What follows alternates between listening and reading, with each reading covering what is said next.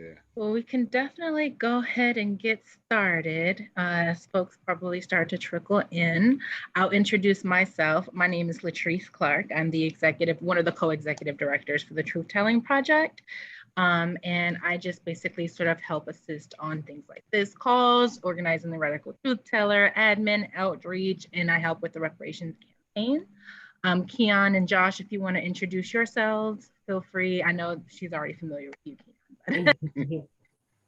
Yeah, my name is Josh Garbrow. I do operations social media for TTP. I'll be writing tech today, so if there's anything you need technology wise, let me know and I'll be able to set you up. And I'm really excited to hear everything. Well, I'm Keon Furness. I am one of the committee members in charge of the Radical Truth Telling Award.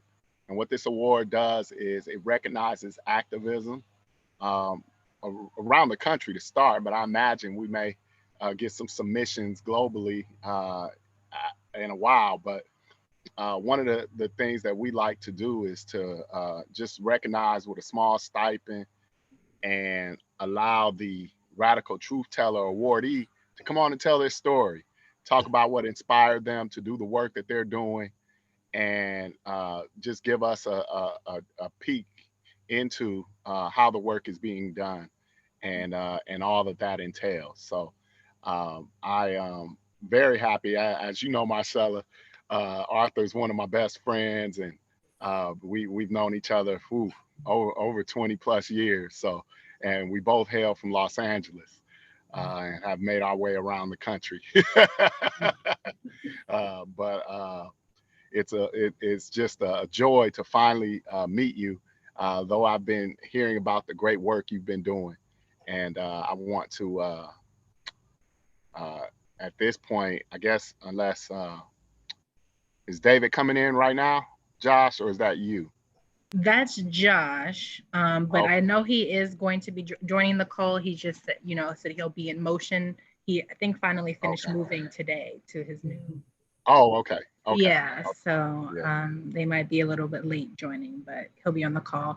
We actually love to open all of our sort of meetings as well, just by honoring the ancestors. So there's been a lot of stuff happening, right? Environmental things happening down in Louisiana, things happening in Detroit. Like, it just seems like natural disasters everywhere. So I just kind of wanted to honor those environmental activists, people who've kind of fought to work and be in unison with the land, right? And kind of worked with the resources rather than extracting, from the land and things of that nature. So I'll definitely invite you all to call anyone that comes to mind for you.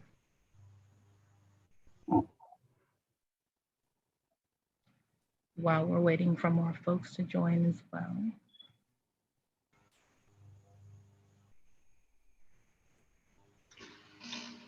I want to take a moment and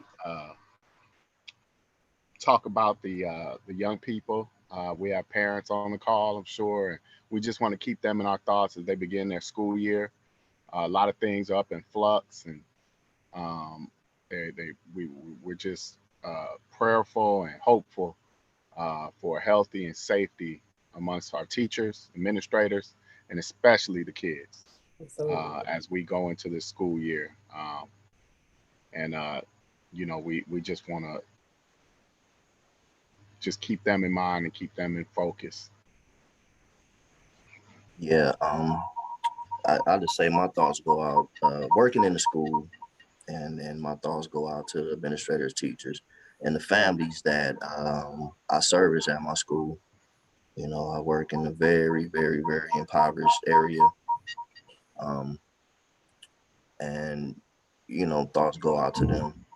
And during this pandemic, during this time of crisis that we're in.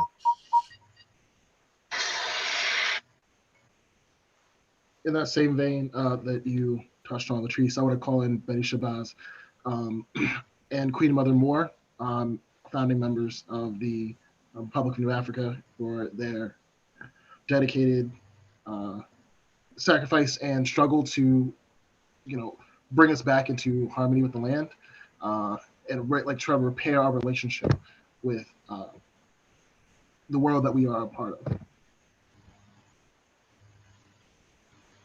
Ashe. I was looking for her name because I couldn't remember it off the top of my head other than Beach Lady, but it's Maybe Besh. That's who I was thinking of. But let's agree. Hi, Melinda. We kind of went around and introduced ourselves a little, so feel free to do so. If you want to sort of tell us a little bit about you and your connection to TTP. Shirley, you can do the same. I'm Melinda Salazar, and I'm living here in part of the year in New Hampshire, the seacoast area of New Hampshire and Maine, and Abenaki land, and the rest of the time I live in Puerto Rico. And I'm first generation Colombian, Indigenous, and Russian, and served as the co-director, one of the co-directors of the Truth Telling Project. And I am so happy to see you, everybody here. Welcome. Hello, hi, my name is Shirley Fabre. I am on Ramapo Lenape land, and I'm so happy to be here. I am the co-chair, the co-board chair of the Truth Telling Project. Thank you. I'm so happy to be here with you guys today. And Yolanda, feel free to introduce yourself as well. All right, I'm Yolanda Fountain Henderson. I'm from St. Louis, Missouri. And are we saying what we do or what? Yeah. Okay. We got through the first week of school, and we're something else. We gotta keep these children. They starting back and want to fight. Okay. This week, we had something just very touching to my heart. For all the ones that don't know me, my heart goes out to whoever needs anything. So I had 3 children that stayed at home because mom couldn't afford school clothes. And I put it on Facebook and asked everyone who can assist me to help me. So I raised so much, I was able to give them all 3 kids, 2 pair of pants, 2 shirts, had money left over, went to Walmart, bought them t-shirts, underwear, and socks. And they were very happy, very happy. I got a picture the next day of them smiling and everything because they were made fun of at school. And that's the reason why I did it. I didn't do it on behalf of my position. I got the board president called me and said, oh, you need to be careful. You don't want to be raising because of that. But I did send someone a number to call. We didn't have their sizes. And I didn't want them to, lose another day of school because they stayed home because of the little bullying in the beginning. And now they don't have no excuse why they can't go to school. Yeah, that's awesome. That's awesome. Same. Well, I think if that covers everybody, without further ado, I'd like to bring on our guest of honor, Marshella Bouser, and she will go into her introductory talk and take us on the day in the life of why she's a radical truth teller. I turn this over to Mrs. Bouser. Thank you. Okay, well, Lamb and Beyond, which is Lena's allergy movement, originated when I found out that my daughter was allergic to multiple foods. She had her first allergic reaction at 11 months, which scared me. I had to rush her to the ER, pretty much. We were at a restaurant. I gave her a little taste of mashed potatoes. By the time we got home, my baby face was like swelling. Eyes were closing. I had no idea what was going on. My first thoughts was not food allergies. I mean, at that point in time, I just felt like food allergies was just a little itch or rash. I didn't think that it was that serious. But at that age, they don't like to test them with food allergies. So we didn't find out that she had multiple allergies until she was 3 years old, which was when she was starting preschool.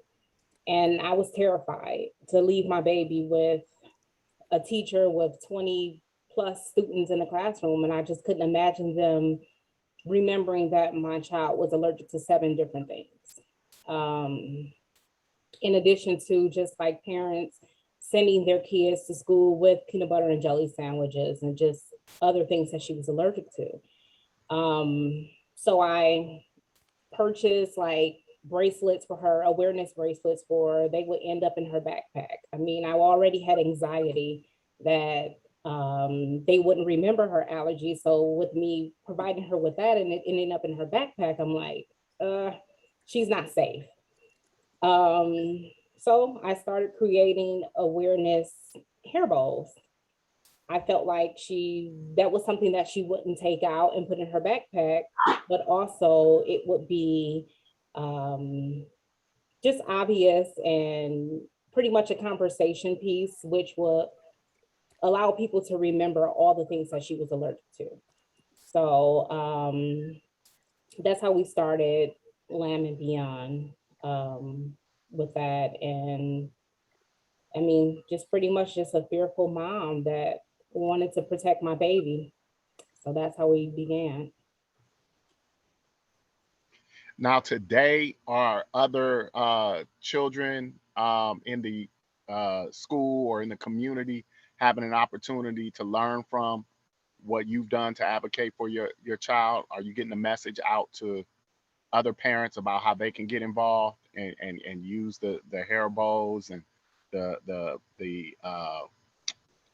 things that you create? Absolutely. Before COVID, we were doing different events, like we would do pop-up shops, just being featured in different newsletters in our community to just make people aware. Even at her school, like she had an incident where at snack time, there was a kid that had a Nutella sandwich. So at that time, I had to address the issue.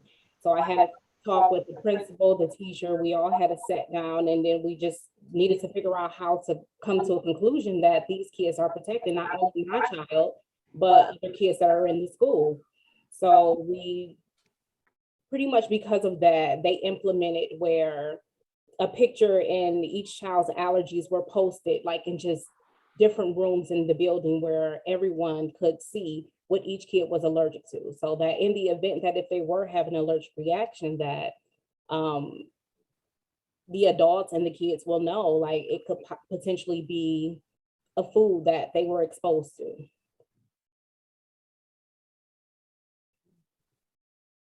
So in addition to that, just social media, I post a lot on there about the cause and effects of it and what to do to avoid allergic reactions. In addition to my website, also when individuals make purchases, I provide information in their packaging of just information, anything that I think that would be relevant for someone. And another thing, if I may interject, kids who have food allergies, we have to have what they call EpiPens. You know, that's an epinephrine shot. Are you getting feedback? There's a lot of feedback. Can you mute your mic, babe? Yeah. All right, is that better? Okay, so you know you have to get the EpiPens, and the EpiPens are very, very, very expensive. If I'm not mistaken, they're about I want to say about $4,000. That's how much they cost. And just, you know, with my insurance, our copay for them is about $400, you know, and there's only a few companies that make them, so they set the price, you know. So, you know, we want to, we try and like we had to find coupons, and it was like finding the needle in a haystack just to get the cost down to $400. And then the EpiPens only last a year. So after a year, they're gone. So you got to buy them. So you might not even use them, you know. And I know we're not the only ones who have kids with food allergies. And me working in the school, there was a young man who used to sit in the hallway. And I was seeing him. I'm like, why are you sitting in the hallway, man? I saw him one day. He was just sitting there looking, you know, down. I said, why are you sitting in the hallway? He's like, they're eating oranges. I said, what's up? You got an allergy? He was like, yeah. I said, well, why did you say nothing? You know, he's sitting in the hallway. So I called his mom. I talked to his mom. She didn't even put it out on his enrollment forms, you know, and this dude, you know, you could die from oranges. And I'm like, why are you sitting here in the hallway? You shouldn't be eating oranges in the school, you know? So I brought that, you know, to his mom's attention, and she went and made the proper adjustments. And you know, me working in school, being part of admin, you know, I talked to the administrators and things like that, and we made the proper adjustments. But a lot of parents just don't know and don't speak up for themselves. You know, there have been incidents where kids have gotten bullied because of their allergies. There was a young man who was allergic to dairy or what have you, and some boys put cheese down his shirt, and he had a reaction and died. You know, there was a situation where there was a young man, if I'm not mistaken, it was out here in Michigan, um, died because his grandma was cooking fish in the house. Just the smell of it. Just the smell of it, you know. So it's, you know, and just imagine how they feel, you know. And a lot of people don't have knowledge about food allergies, and you know, we want our kids safe, you know, and people should want our kids safe from food allergies, and that's just what we aim to do.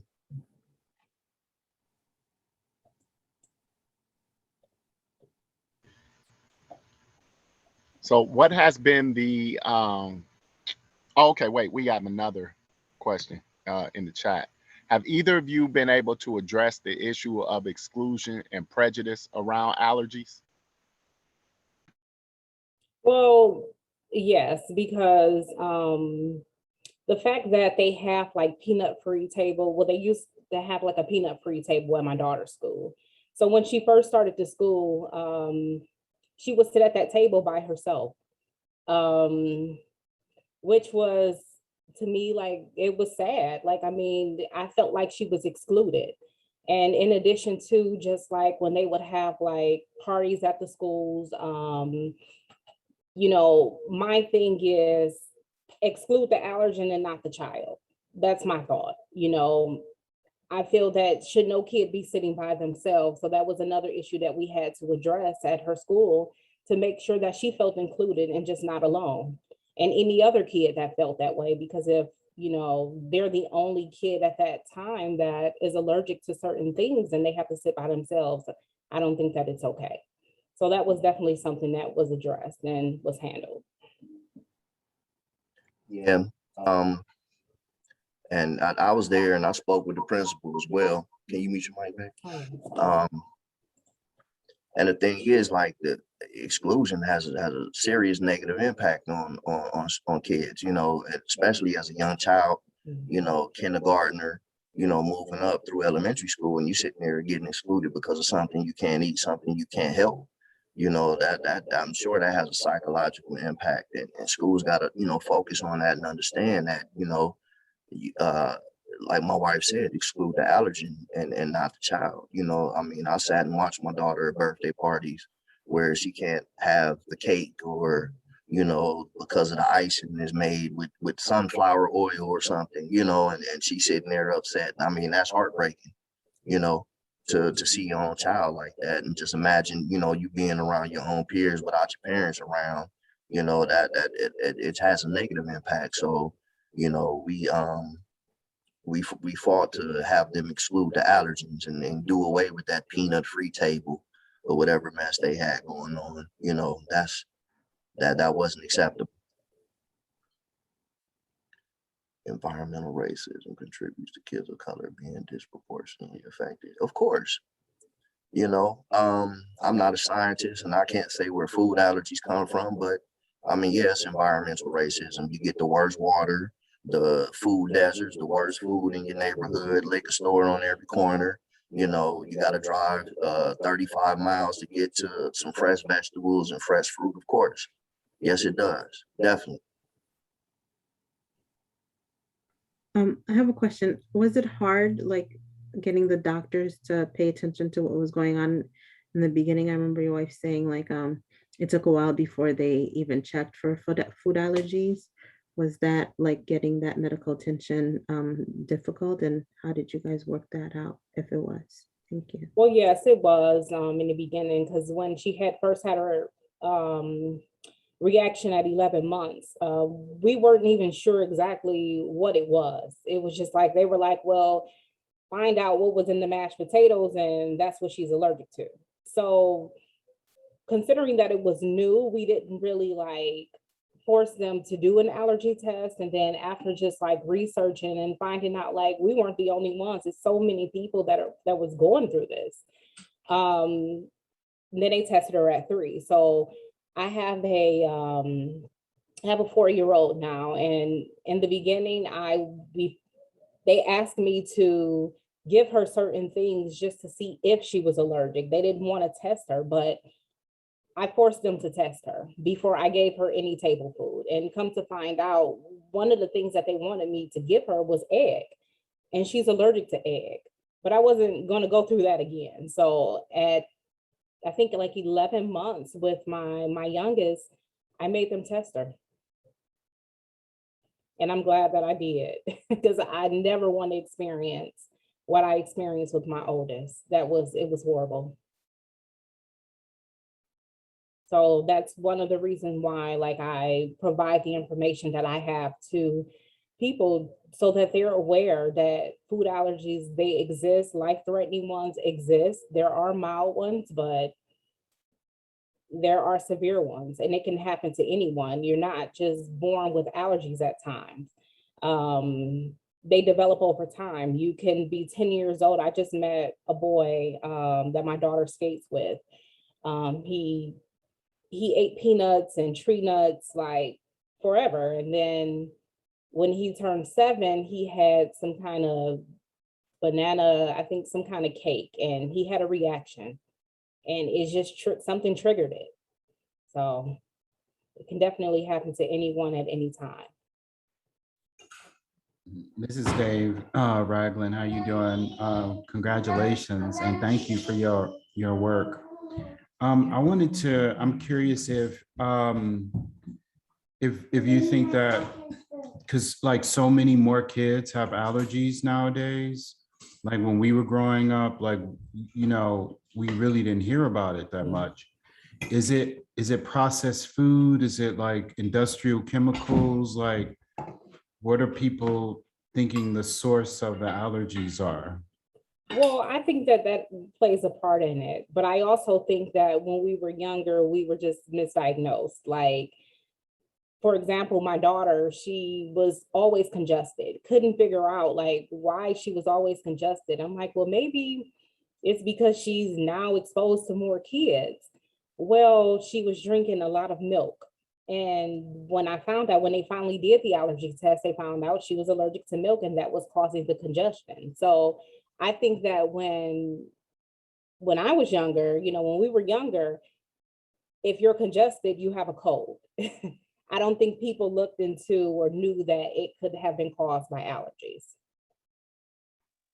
But to touch on your point, Dave, I do think, can you mute yourself back? I do think that the way they prepare the foods in such an unnatural way, you know, genetically modified seeds and all of that kind of stuff, I think that kind of plays, you know, on that.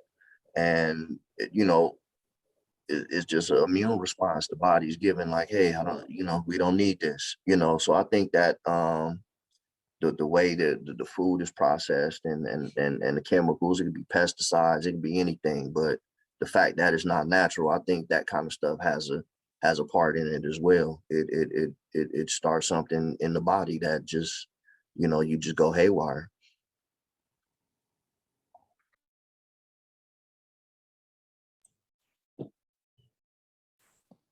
I have a question. The other day, I had a whole bunch of kids around me because we had a picnic in the park. And this young man said, I want something to drink. And it was kind of really good that the mother, I need to applaud her, because I handed him a drink and he looked at it and said, well, I'm not sure I can drink that because I'm allergic to pineapple. So I snatched it out of his hand real quick because I didn't know. But that mother trained that child to let him know that he was allergic to pineapple. When I looked at it, I saw a picture of a pineapple And I would have had a fit, you know, if the Yeah. child would have had allergic reaction because I was handing him some juice. Mhm. And that's one of the things that I try to that I talk about too, just like on social media. Like, you know, it's so easy for us to offer kids things when we see them, oh, here's a sucker, here's this, you know, because it just seems, I mean, kids are happy to get things, you know, but I talk about that a lot too. Like, be careful what you're giving kids and ask their parents before giving them things, because you just never know. And I also just encourage people to make sure that their kids have on awareness bracelets or something, just to let people know. Like, for example, like my daughter jacket, I don't know if you can see it, but right here at her jacket, right at her face, it says, I have food allergies. So anybody that she walks up to, that is the first thing that they're going to see, so they know not to either offer her anything or to ask first.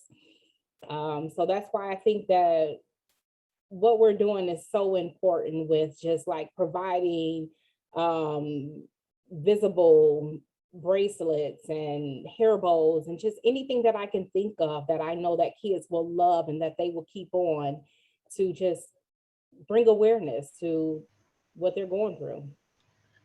It almost sounds a lot like it could be adapted for a language arts activity, also teaching kids how to read the labels, Absolutely. so that they then themselves can advocate for themselves. Mhm. You mentioned that doing away with the allergen tables. What other changes have you guys considered with the way school lunch is handled, or what consists of school lunch? Have you guys had any conversations at that level about? Well, go ahead, Ken. No, that was it. Okay. About school lunch and making it more, Yeah, I have just working in the school. Um, we were actually in the process of getting my wife at my school right before the pandemic hit, you know, and she was going to do a big presentation about food allergies to the staff so that they could be, you know, made aware about, you know, the things that students and kids that have food allergies. But as far as the way the food is prepared, we had a big meeting about that with the young man who was allergic to oranges with his parent, you know, and a lot of people, you know, think, oh, well, you know, we just won't give it to him, but cross contamination happens, you know. You could touch the orange and maybe the peel might be broken a little bit, and that's that citric acid, and that's what he's allergic to. You know, now it's on your gloves, and you know, scooped his other food in there, and now, you know, he eating the food that he's not allergic to, but the allergen is in the food, you know, and he has a reaction. Oh, but we took away the oranges, but it's cross-contaminated. You see? So we've had that conversation with our food workers, um, who in turn took it to her supervisor, you know, the director of the food service program that, you know, that's a vendor, food service vendor for our school, what have you. And that just, you know, they take that in consideration when they're looking at the, it's a sheet that they fill out at my school. And they have to list all of their allergies or what have you. And that goes to the food service people, so they'll know what not to prepare. You know, I don't know what other schools do, but that's what my school does. And just to add to that, at my daughter's school, they stand in line to get their food, and then they have like this register that well, I guess it's a computer where each kid name comes up, like you give your name, and then when my daughter name comes up, it shows them her allergies. So the stuff that she has on her tray, if they know that it has those things in it, they'll let her know, like, you know, well, maybe you shouldn't get that. And, you know, so I think that's a good thing that they have at her school. And she knows to read everything that she eats, to read those ingredients. One of my son's girlfriends, this son only has one girlfriend. I don't know if that sounded right, but I have many. Although I have had sons that have had many girlfriends. But one of my son's girlfriends is a chef and has left cooking in restaurants and works for a nonprofit. I'm putting it in the chat right now. This company, Genuine Foods, or Genuine, is a nonprofit that provides contracts with school systems and provides like farm to table menus and resources. And unfortunately, they don't work with every public school, and I don't know what's involved in contracting with them or just getting information, but it's a resource that you two might be interested in. Amy is her name, and Amy did some work when Michelle Obama did a video, a program that was, I didn't see it, I should have seen it, but she's really good and has a ton of ideas and resources for good, healthy school foods. So I just offer that to you as a resource, a potential resource. You're welcome. We'll definitely look into it. Yeah, and do tell Amy I sent you. Okay. She'll have some contact. I invited her to this meeting tonight, but I believe she lives in New York and just had to get through all that rain and wet driving back from a meeting. So she was not able to make it, but she's very interested in her story. Melinda, when we reach out, should we say, hey, we just wanted to connect with one of Melinda's son's girlfriends? We have the apostrophe in the right place. Is that the reason why you don't watch the video? But she does, her organization has reached out to Mama Cat, one of the women from St. Louis on our board who works with food. Sankara, baby. Hi, Sankara.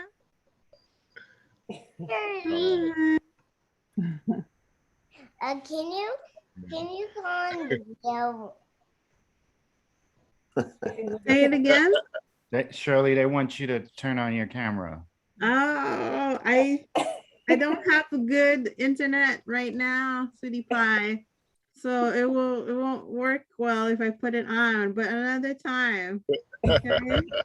I will call mine down, but she'll take over the whole thing. For real. Well, what I want to ask, what as your daughter, and now you have one behind her coming up. Well, how has that everything you learned from your oldest influenced going into the schools, with your youngest? Was it a thing where you kind of had the cheat sheet already? You already had the cheat code, so you already knew how to inform staff and. Yes, I think it will be. Well, she hasn't started school just yet. She just turned 4 on Sunday. Oh, yay! Happy birthday! Yeah, thank you. But yeah, I feel like going into this with the second one, I wouldn't be as fearful because I know like what I need to say and what I need to do in order to make everybody aware that she has food allergies. And she's actually, when she was 11 months, they did test her, but they said that the reason they don't like to test them when they're that young, because it can give back a false reading. So she actually goes in another week to get tested again to see if she has the same allergies or if there's more or if they're gone. So I got my fingers crossed that they're gone, so. Yeah, and it's kind of rough making English birthday cakes, when I get my bake on, I have to improvise. Yeah. Has this also contributed to you all being more natural, like no processed foods, and you know what I mean? Like if you cook something, like the ingredients are really simple, and then like, what do you all think about the natural food movement? And does the school support that? Well, we try with the girls. We try to try different things that we know that they can have, but they are very particular about what they eat. it's like, so we kind of stick with the same things because we know it's safe and it's what they'll eat. So that's kind of where we're at with that. And our daughters are kind of they're real finicky. Mute, babe. Oh, sorry. Keep forgetting. Yeah, they're real finicky, but it's like, like just certain things they not eating. Like my oldest, she hates meat, and you give her veggies and, she'll eat, stuff like seafood, but I know a lot of seafood's not good for you, there's mercury and, all that kind of stuff, but it's just certain things she just won't touch, and with schools say that they want the kids to eat healthy and this, that, and the other, but the vendors that they have, man, is I don't see much healthy food coming from the same company that feed prisoners. Yep. Like So Cisco systems. yeah, Aramark and spots like that. So I mean, the schools talk about it, but it's they're not putting the money in the right spots, man. Yeah. So the Truth Telling Project really works hard to dig deep into and the root causes of all of these social issues and connecting it to racism. And I'm just wondering how in addition to the most important issue, which is your children's health and the welfare of other children, around what foods that they're able to eat, in what ways do you think you could or your community could address, talk about the food deserts or whatever wherever you're living downstream from whatever factories, how could you possibly engage into working to address some of the deeper causes of these food allergies? I mean, have you thought about that, or is there anybody in your community doing that work? Well, it's kind of hard. Like where I work at, I work in on the east side of Detroit at a school, and it's in the 48205 zip code, and that's one of the most impoverished, dangerous areas in the city. And you're dealing with all the stuff that goes on around there, the generational poverty, just like the overall ignorance of a lot of issues and things. People have just taken that, this is my way of life and this is what it's going to be. But we have an organization, and I'm Keon's familiar with them, Communities in Schools. And we work with them, and they come out and they help us out. They come out and they do seminars. And there was a lady I worked with, her name was Yolanda Scarborough, and she worked at it was an organization called Detroit Food Academy. And they would come in and talk to the parents about healthy foods and non-processed foods, and actually do demonstrations to show them how to cook and how to shop, how to read the labels and get healthy foods to their kids, and the importance of it, how it affects, the brain activity, brain growth and development. And I mean, COVID just upended all of that, and we just now starting back. School starts back for us on the 7th. And but one of the things is they're not letting parents in the building. The parents can't come in the building, so that kind of limits kind of what we're doing. So now we just kind of have to go with social, the social media blast.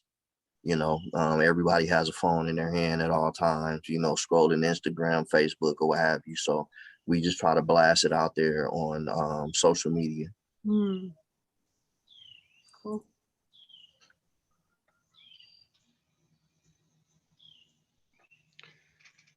How is the political terrain in the city of Detroit? I know uh,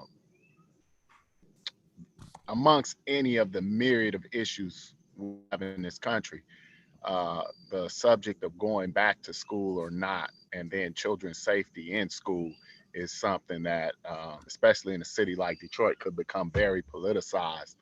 What is the climate there currently around issues like water? Because just up the road in Flint, you had the crisis, the ongoing crisis with the quality of water. And then in Detroit, I know there's lots of crime and lots of vice and other things that are systemic in nature and come from uh, some very deep seated systemic issues. But I guess what I'm asking is like is in your opinion, in your purview, is there um, a change coming in Detroit? Is Detroit trending in the right direction? Is the city? I know it had been blighted by a lot of the factories moving out, in the '90s, and is there a rebirth in Detroit coming, or how are things? Um, Detroit is complex. Um, right now, the FBI just raided the city council, so Detroit has a lot of corruption. Um, and it's generational, man. And a lot of people, aren't really. A lot of people out there, man. I'm just gonna say it's a lot of people that are hip to what's going on, but there's a lot of people that's just living their lives, man. And like Governor Whitmer, they fought to get her powers limited. She wanted to, mandate masks or what have you, and then you had the people trying to kidnap her and take her in the middle of Lake Michigan and leave her to die. you know, so it's kind of different. It gets violent a lot when it comes to the politics, you know. And it's not really the whole Republican Democrat thing. I mean, it's about just what's right and what's safe, and what'll help people the most, man. But you have some young people who, some grassroots organizations that are trying. They're starting to get publicity or what have you, but a lot of times it's not the right kind of publicity. You know, Detroit is unlike anything I've ever seen. It's different, you know. But they people are trying, like the whole mask thing, and I really don't know where people stand with that. With this COVID-19 thing, you got some people that want students to have masks, just working in the schools or whatever. Then you have people who didn't want them to have masks. And when we were enrolling our daughter, that was a deciding factor if we wanted her to go to school or not. And I have the first child in as far as I know in the country to die from COVID. Her name was Skylar. Her father's a good friend of mine. Her father was a firefighter, mom was a cop. And just working in the schools, I've seen students who contracted it and developed viral encephalitis and all kinds of things, and paralyzed them. And the politics is different here. Some things, like, it seems like it would make common sense, where if a child can't get vaccinated, they should at least make the students wear a mask. You have people who at the schools, like, violently protesting and fighting people for bringing their kids to school with masks on. So the politics is different out here. Mm-hmm. We have a comment in the chat, and that's it doesn't make one very hopeful, but and the same could be said about other regions of the country. But that's why we do the work that we do. Yeah. That's why it's important to charge ahead and go forward. But speaking of forward, Latrice asks, what is next for you all? What do you want to accomplish next or see changed? Well, I'm gonna let my wife handle that. I'm gonna let her tell you about her writing projects. Well, I'm currently working on a children's book about food allergies. That's one thing that I have in place. And then also I just would like to touch on like my husband talked about, just EpiPens. I would like to see a little change with that. I think that it's extreme that an EpiPen is $4,000. And then if you get Avacue, which is another auto injector, you're only limited to two per year. Well, some kids need more than two per year, and some kids don't have $4,000. Or if you have insurance, it's $400 for something that only lasts for 1 year. So that's something that I would definitely like to work on and see change happen.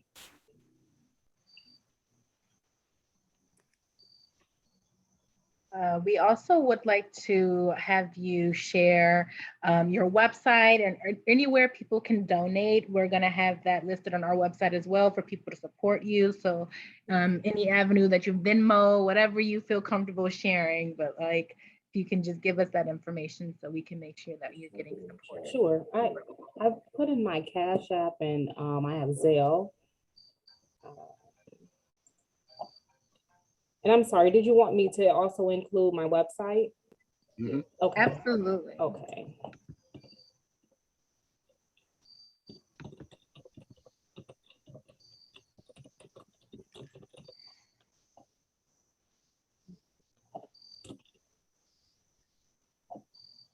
But this is great work you guys are doing here, you know. Thank you. Great work, Dave, Keon, Melinda, Joshua, Yolanda, Latrice, Shirley. Well, we hope you follow us on the Truth Telling Project website. And one of our programs is the Grassroots Reparations Campaign. It has its own individual website, and it meets regularly to plan events that are linked to the movement for reparations, and has a course. We're just started the last cohort for this year is closed. The course has already started, and so it's closed, but we hope that in the future you might be able to participate. Yeah. Sure. Yep. Most definitely.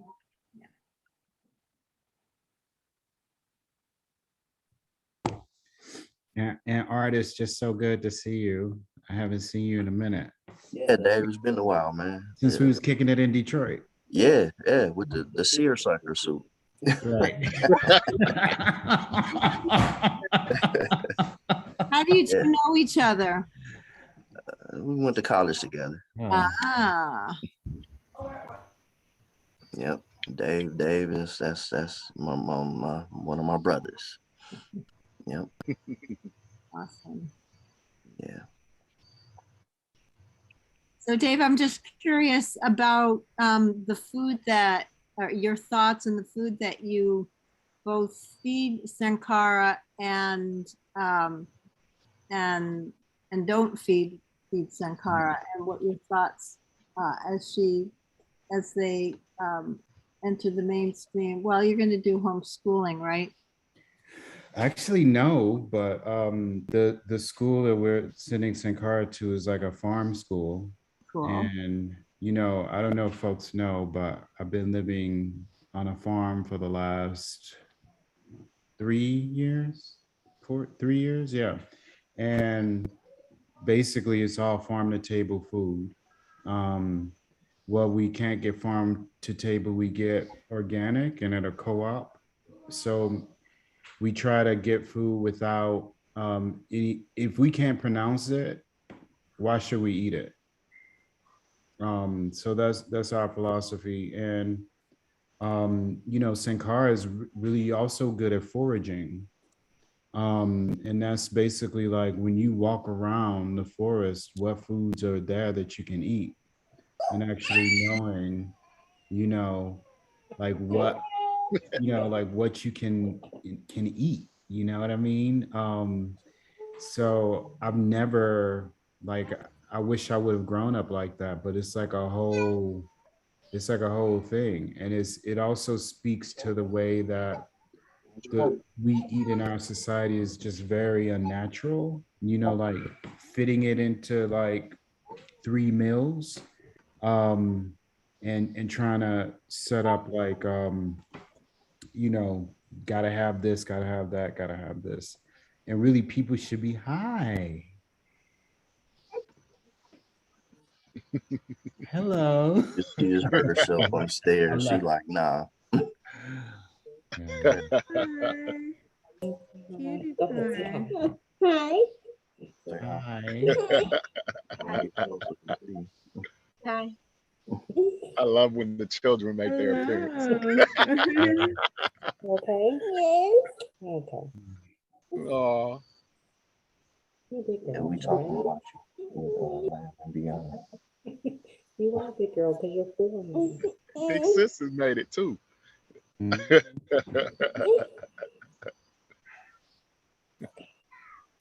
She wearing a food allergy shirt. Is that what the oldest, is that what it says? Keep calm and give me peanut-free candy. Yep. Yeah, for her Halloween shirt. Yeah. Yep. But that's good, Dave, man. I need to start eating healthy, man, because if you haven't noticed, you see him a little fuller in the face. And other places, Eating healthy though. I mean, listen, like, I try to eat healthy and I'm full of the face as well. So Me 3. I eat a lot of healthy. And I just eat the whole cow. Right. Well, we thank you guys for joining us. We'll be in touch. Joshua, I think I need to send the financial link. If you could resend that to me so that I can share it with the Bousers. And we just look forward to hearing more about what you all have going on, and stay in touch. Visit our Truth Telling Project website. We have lots of things going on too. Don't know if Dave, are you going to be traveling the country anytime soon? Are you going to be Midwest, anywhere near? I'm COVID. I'm sitting it out. I'm sitting out to Sitting it travel. out this year. I don't know if you know, my family is from Detroit. My mom is from Detroit, and we grew up on the east side. That's where I work, man. That's where I work. I thought you were St. Louis, brother. Well, I grew up in St. Louis, but my Okay. mom grew up in Detroit. So I had a lot of family in Detroit on the east side.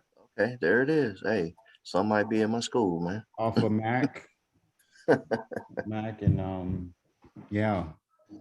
Yeah, that's where I lived at. I used to live on Mac and Hurlbut. Yep. Mm-hmm.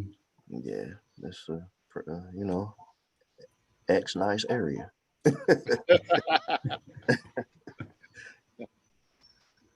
Well, yeah. All right. Well, thanks. Thanks for having us, y'all. King, I'm gonna flood you with a lot of pictures, man. Thank you for your work, Marshella. Thing.